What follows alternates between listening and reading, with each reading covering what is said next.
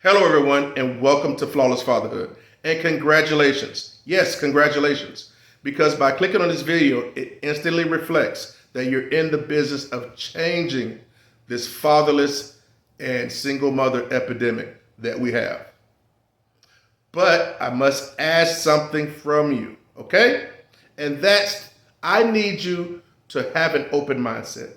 You must have an open mindset to be able to receive some of this unconventional wisdom that I'm going to be speaking about today. If you can do that, I can guarantee you're going to get something from it. Okay? Now, I'm not an attorney, nor do I want to be, but these are real life situations, real life applications that husbands can use, present and future husbands, to make sure they maintain a stable position in their children's lives if unfortunate divorce or separation happens. Thanks for checking out the video. Let's get to the content. Flawless fatherhood factor number 1. Do not leave the home. That's correct, gentlemen. Whatever you do, do not leave the home. I don't care if separation is on the table or not between you and your spouse. Gentlemen, do not leave the home under any circumstance.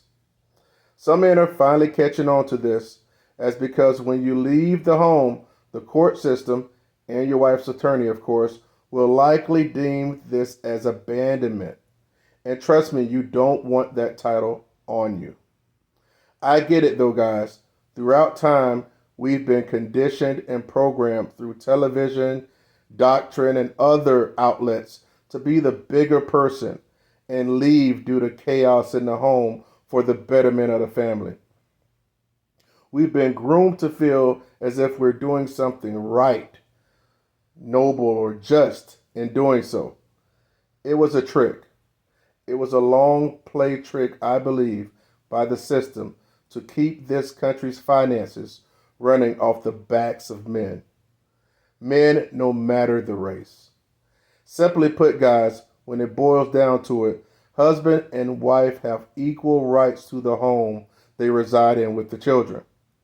Husbands that have children need to erase that mindset, as it's continuing that process and is merely severing the future relationship that said father will have with his children in the future after the court system is done with them. Because ask yourself, how can a father plead to a judge and this unjust family law court system that he loves, cares, and would do anything for his children when he left the house and left the kids in their mother's care? That husband may not have felt that he was actually turning his back on his children, but unfortunately, that's how the system will likely perceive it. The system won't care if you're trying to be noble, upstanding. Noble will not get you a proper timeshare, but staying put in the home and staying a part of your children's lives while following these flawless fatherhood factors for husbands will, though. Remember, these are proactive measures.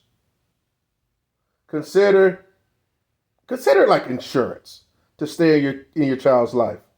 The divorce rate is way too high for fathers to be walking around uninsured without this information. I hope that makes sense. On to the next factor. Flawless fatherhood factor number 2. Do not allow the wife to take the children from the home. Pretty self-explanatory, it seems, right? It really is. But let's dive into it. Okay, so as the husband, we've already established for you not to leave the home upon headed towards divorce or separation. Correct, guys? Shake your head yes, up and down. Yes, up and down. There you go. Great job. Let's move along. Again, as a married couple, understand that as husband and wife, you both have equal rights to your children prior to divorce. So if the wife wants out or away from the relationship bad enough, do yourself a favor and put your child's future first over your feelings for mending a broken marriage. Let me repeat that I'm going to say it louder for the people in the back. If your wife wants out or away from the relationship bad enough, do yourself a favor and put your children's future first over your feelings for mending a broken marriage. Allow her to leave, guys, if she so desires, but don't let her walk out with the child or children. All right, now here you go. Here's where adding context, personal context, and experience, my own experience and acquired wisdom into the equation. This is where it comes into play. Gentlemen, in 1996, I got married to my high school sweetheart. 10 years later, in 2006, we both, at the age of 29, got a divorce. 2 years before our divorce, my wife at the time took the kids after we had a little falling out and left home while I was at work. I suspected that she had took a couple days to go to a relative's house so our situation could cool down before she came back home, as she had did that once before with the kids. After a couple days, I called my relative to see if they were there, and I was informed that they weren't. This was very alarming to me. So the next day, I went to my oldest son's school, which he was in like a second grade at the time, and I pulled him out of class and asked them where they were staying. To my surprise, he had told me that they had an apartment where we used to live. So imagine how I felt after learning that. I'm going to be honest with you guys. I didn't do any research at this point in time in my life. Didn't care to. What I did know, though, is that I went through a negative experience with a stepfather in my youth. And I wasn't going to allow for one moment for my two sons at the time, to even have the chance to go through it. Look, like straight up, over my dead body. It wasn't happening. I've shared this story within my Flawless Fatherhood community here in the recent past. So I went and got my sons. I picked them up from school and daycare early and brought them back home. Then notified her that they were with me, and this is where their home was. Mind you, this was like in 2004, before our 2006 divorce. And after a month apart, we reconciled, and I found a way to get her out of the apartment, with minimal finances, and she moved back home. But let me tell you something, gentlemen. I'm sharing these experiences with you because I want you to understand that you aren't alone. And even if you haven't experienced these experiences personally yourself, I'm quite positive someone you know has, and that they aren't alone. As bad as I wanted to make my marriage work through my transgressions and hers, and as much as it hurt and confused me that she moved out, I promise you, gentlemen, I verbally said to her several times that if she ever left again, I wasn't coming to get her. Now, make no mistake about it. This was not no declaration of strength or, me trying to be overly manly or something like that. It had nothing to do with that.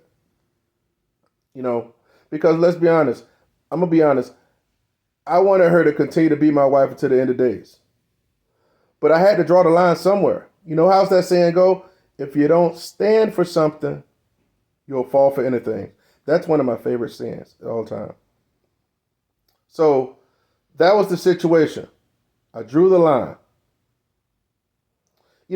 But it's not only, and I had to draw the line somewhere because at the end of the day, I'm a father. I'm a man, but I'm also a father.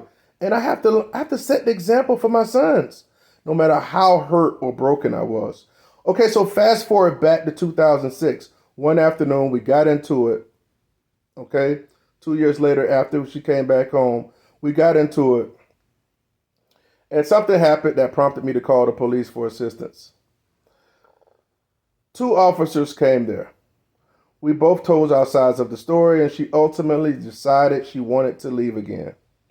At this moment, she took the keys to our second car and stated these words: "Come on, boys, let's go." Now, here's a little reality for you, fellas.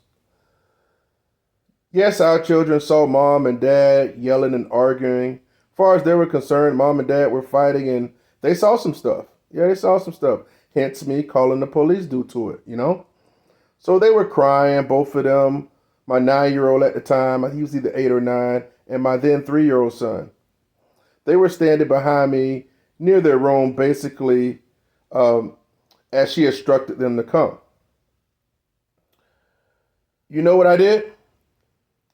I stood there and held my arms at a 45-degree angle to my sides and didn't allow them to succumb to their mother's instructions.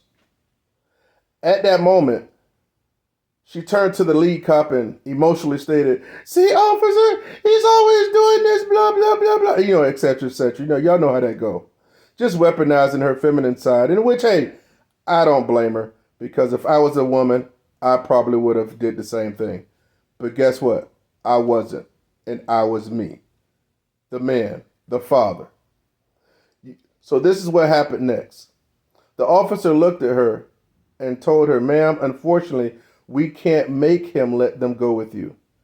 You two are married, correct?" We said yes. "So if he doesn't want them to go, this is where the children will have to stay." I noticed the look of confusion on her face, and he finished by asking me again, after so much pleading from her, would I allow them to go with her? And I said no. He finished by telling her again, he won't let them go, so there's nothing we can do about it. You two are married, and you have to handle this in family court. He's giving you the keys, so if there's anything you'd like to take with you, you're free to do so. Gentlemen, she took a few things. She left with the second vehicle, and as far as I was concerned, through all of my confusion and my futuristic family vision for us, I knew then the clock was ticking. Oh yeah. And actually, when the lead officer told her for the final time that was something we was going to have to take care of in family court, and she realized that she wasn't going to get away, she broke down crying. And I'm sure, guys, we've seen the women cry before, right? And it's, but I'm going to be honest with you. It was the first time I ever saw her cry and didn't feel sorry for her. Because I understood at that point in time, we were in for a fight. Not a physical fight, but a fight for the future to be able to raise our kids. And if she was ready to leave, she was free to leave. So I knew the clock was ticking. She wanted her freedom. She wanted out of the marriage. She got it. But guess what? I had positioned to keep upon our divorce. You guessed it. I kept our 2 sons. There are a lot of gems dropped in that factor. Gentlemen, I hope you picked them all up, or at least most of them. Let's proceed to the next factor. Flawless Fatherhood factor number 3. Initiate the divorce. Gentlemen, listen. This is called the Flawless Fatherhood Blueprint for Husbands for a reason. It's not called, "Hey, let's be a passive husband and hope the courts treat us fair through this divorce process." No, the divorce rate is over 50%, and that is not changing anytime soon. Now, I know a lot of husbands out there believe that their marriage is the outlier, but I'm here to tell you it's likely not. There are things that you must do and position yourself beforehand to not be a victim of this court system and ended up begging your ex-wife to see your children that you two made together for the next 10 or 15 years. What kind of life is that to live? Again, it's imperative that you lay down your ego through this process and prioritize the future of your children with you and their lives adequately over the feelings you have for your wife as things head for divorce. I can't state that enough. Now back to initiating the divorce. The statistics state that women initiate 70 to 80% of the divorces. And around those same percentages, nearly 80% of single mothers have custody of the children. Now, damn it, I'm not the sharpest tool in the toolbox, okay? But common sense tells me that it seems to be a direct correlation between the person that initiates the divorce as it relates to the outcome of who has the children. All right, so let's test out this. Newsflash, just for the reference, I myself initiated my divorce, and I positioned myself as the primary custodial parent upon the finalized divorce. The numbers didn't lie, and what happened in reality didn't lie. I initiated divorce. I made sure I built a sound, solid case, and I got the kids. Guys, this isn't rocket science. This isn't rocket science. But what it is critical information that the powers that be and social norms have taught us to think. You know, it's crazy how they've taught us to think this way and to do things these particular ways on purpose to mislead us. They've led us astray blindly down the wrong path for the benefit of their pockets long term. Control and everything else. The system, judges, marriage counselors, and even attorneys aren't going to tell you this information. You know why? Because the less trouble you'll stay out of, the less money you'll have to retain attorneys for, the less money you'll throw into the system. Don't worry though, I got your back. I'll let you know. I'll continue to give you this unconventional wisdom to give the future fathers, current fathers, to give all of you guys, if you're going to get remarried again, if you choose to do that or not, to be able to give you this wisdom to be able to help you navigate accordingly. All right? So I'll continue to do that. Listen, I need to tell you something. I didn't want a divorce, okay? It was to this day the hardest emotional thing I ever had to do. You know, heck, I've water fasted for a week long before. Hell, you know, actually, I need to start back. You know, I need to lose some weight. You know what I'm saying, or whatever. But I digress. I wanted to grow old with the 18-year-old young woman I got down on my knees and proposed to. But life had other plans. Just like I had other plans to make sure I never lived without my kids. Life had its way, and I had mine. Now, on to the next Flawless Fatherhood factor for husbands. But first, a quick word from our sponsor. Today's sponsor is OasisProducts.com.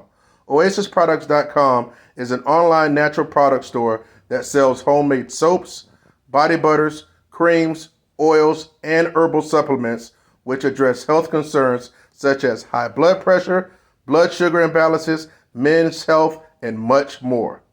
Shop now at OasisProducts.com as they're having their summer sale where all prices are at their lowest. You can also support Oasis Products by following them on YouTube, TikTok, Facebook, and Instagram under Oasis, that's spelled OASAS products. Love yourself from the inside. Get your products today. Flawless Fatherhood factor number 4. Execute a restraining order. Remember when I told you guys to set your personal pride and your ego to the side? That's what it's going to take. That's really what it's going to take. Now, I know some of you guys may be like, I'm a man. I don't need no police to come in between my situation with my old lady. Or I'm a man. She can't hurt me. You're right. Maybe she can't physically hurt you. But she can emotionally hurt you by filing a restraining order against you if things aren't going her way. Or heaven forbid if you put your hands on her and give her a reason to get one. Let me tell you a little something about restraining orders, or injunctions as they're often called. Once a restraining order is against you, to be honest, as a man or woman, really, husband or wife, that puts you at a great disadvantage. It's just one more thing in the courts that can use, in the divorce situation that can be used against you in the family law court. You're likely not able to be around your children, you're likely to be seen as a detriment and harmful to those around you. Although, now, some cases, some restraining orders are warranted that women, initiate and receive. But if I was a betting man, in which I am from time to time, I shake a little something.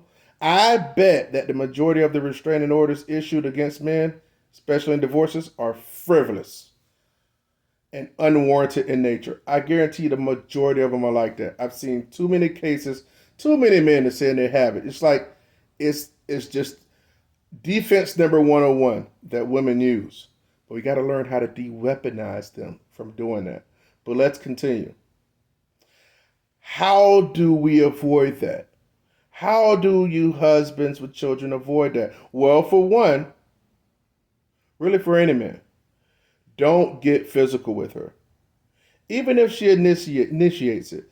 For two, don't send aggressive texts or anything she can use against you when she's attempting to file for one. Three, don't scream or threaten her in the presence of others, as to which she can use those people for a witness against you in efforts to get granted a restraining order. Here's a bit more context from my personal life as it pertains to restraining orders. Oh yeah, because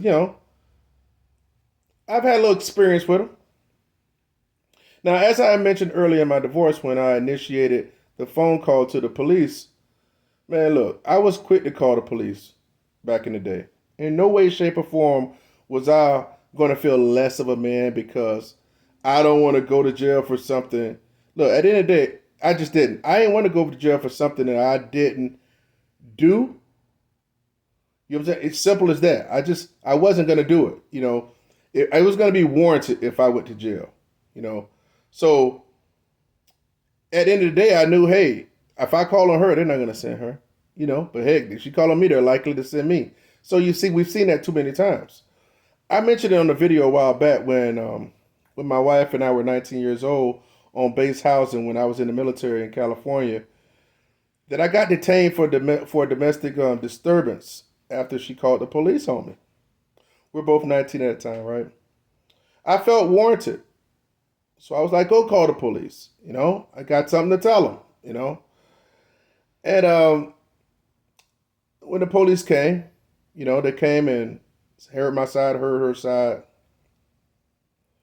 And at the end of the day, I still got detained. I wasn't arrested.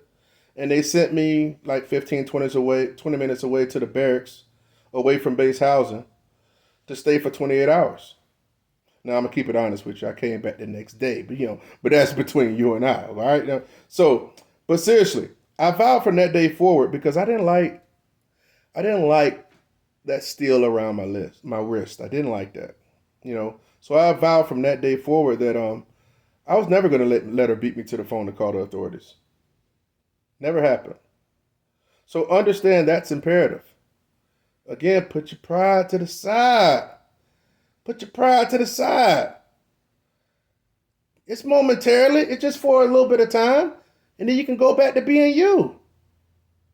But do this for your future of your children.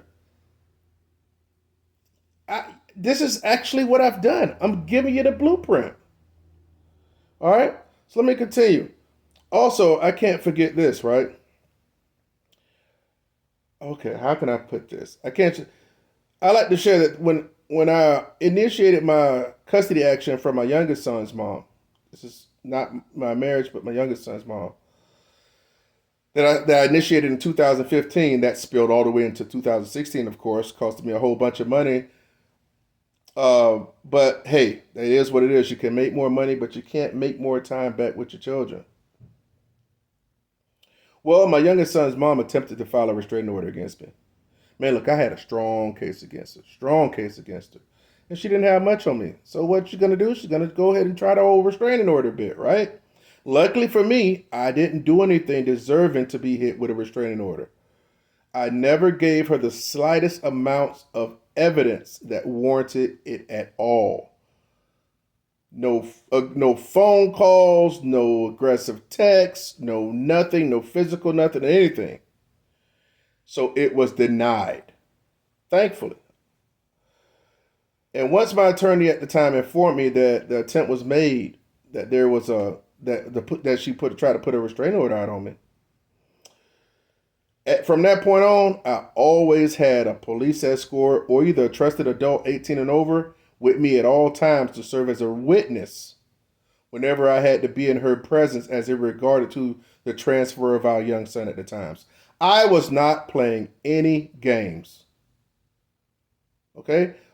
Actually, here's some paperwork confirming the action I initiated on this topic during my divorce that I'm showing right now. As the petitioner desires to dismiss the DV action, which was myself, due to the outcome of I actually dismissed it because, that's my lawyer was advising, my attorney was advising, because, it was all, the writing was already on the wall, based on the outcome of the divorce with me being a primary caregiver. So, I uplifted the domestic, the DV case. And as you can see right here, and as you can see, look, it's at the top. You see my name, I'm saying verses. And that's just how the divorce paperwork was as well. Guys, I wouldn't ask you or recommend you, I'm going to say acronym. Again, I'm not your attorney, all that type of crap. I wouldn't advise anyone to do in life to do anything that I wouldn't personally do myself or haven't done. Okay? Again, see, you're not going to get this. You're not going to get this type of transparency from any other place but here at Flawless Fatherhood. Okay? Now, as it pertains to my ex-wife, she had every other week visitation on the weekends and had a portion of her child support coming out of her check into an account deposited I had for the children. Don't think that having a restraining order can't happen to you.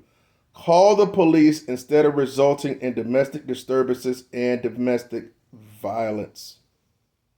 Be smart. Flawless fatherhood factor, number 5. Keep your hands and face clean. Now, what do I mean by that? Again, guys, it's not rocket science. Some of you guys may have paid enough attention to my videos and shorts to know what I actually do for a living. Trust me, the higher-ups in that organization try their best to make my job a complex science, but it's not one, and it never will be. I'm simply opening up a mail receptacle and putting pieces of paper inside of it and closing it back, ensuring I'm accurate while I'm doing so. With all of that said, guys, keeping your hands and face clean simply means don't hurt your cause. Don't go out and do something that can be used and held against you during these potentially rough times. DUIs, assault charges, heck, even speeding tickets. Keep your hands and face clean, figuratively and literally. Minimize face-to-face interactions and be careful with how you text her during this transition. Now, it would behoove of you not to give her any ammunition against you at all. You want to be squeaky clean. Because as we all know, it doesn't take much. So don't let your feelings and your broken heart get the best of you. Yes, it's unfortunate that us men, husbands, and fathers must walk this tightrope in efforts for safety, but guess what? That's just the world we live in. We're all grown adults. Keep your hands and face clean and don't do anything that you'll regret. So again, let's recap. Number 1, do not leave the home. Number 2, do not allow the wife to take the children from the home. Number 3, initiate the divorce. Number 4, execute a restraining order. Number 5, keep your hands and face clean. Squeaky clean. I truly hope that this was informative for everyone, as I believe the critical information I put in this video It basically would serve as the holy grail for husbands with children to ensure a proper timeshare upon an untimely, unfortunate divorce. Look, I've seen, read, and empathized with so many men that have felt victim to these strategic potholes that I've talked about within this video. Make sure that it doesn't happen to you or anyone that you love or care about. It worked for me, and it can work for you. Remember, this is the Flawless Fatherhood Factor Blueprint for husbands. Soon to follow will be the blueprint for unwed fathers. I personally believe that if the factors in this video for husbands, accompanied with the Flawless Fatherhood Factors for unwed fathers, are implemented at the same time, simultaneously, it would change the balance of the crisis that we are witnessing before you know it.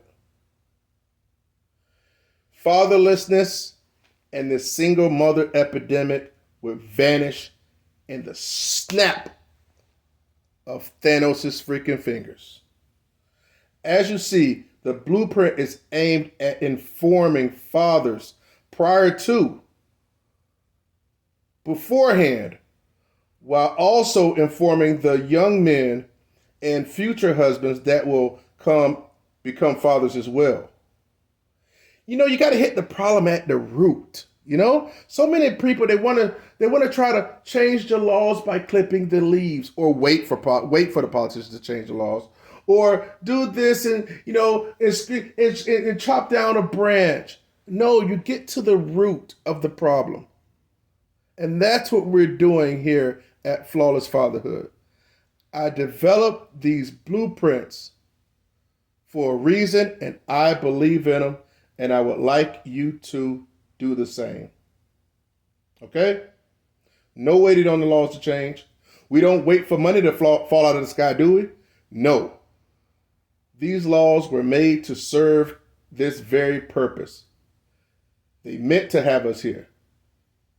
You know, it's crazy. I think that men waiting for the laws to change, it was just as crazy as students waiting for freaking student loan forgiveness. You know, I just didn't feel that would happen either. Nevertheless, this is not about that. Just want to show you that at the end of the day, you have to get things done for yourself. Waiting on others is detrimental. That was my point in saying that. Okay? So I really need you to believe in the Flawless Fatherhood Blueprint, and truly, let's get to it, man. If you receive value from this self-proclaimed 5-star informative video, yeah, give myself a little bit. Please do me a favor and press the like on the video to assist the algorithm in pushing this content to the masses. But more importantly, share the video on your favorite social media platforms and subscribe to the channel. We love you to be a part of the community. Great things are going to start happening here, live shows and all in the future. Look, no one else is having these talking points. You know, you didn't ever heard me say anything about one law in some type of law book per se. You know, no type of that. No, I'm not even into that. You know, as it pertains to this, I'm into being proactive, and that's where these blueprints come into play at. No one is talking No one is talking these talking points. So if it sounds familiar later, y'all know where it came from. Came from your boy here. All right, but I'm certain other content creators, you know, if they ran across the content and they talking a little something, then they'll give me a little shout out, right? I think they would. Check it out. And also, if anybody would be so grateful to contribute monetarily to support this channel and help this channel grow, please check the About section at in my channel's homepage to do so. PayPal, Cash App, or Venmo are gladly accepted. Thank you again for allowing me to have the chance to spread the word and change the culture in our society. Remember to share this video and subscribe.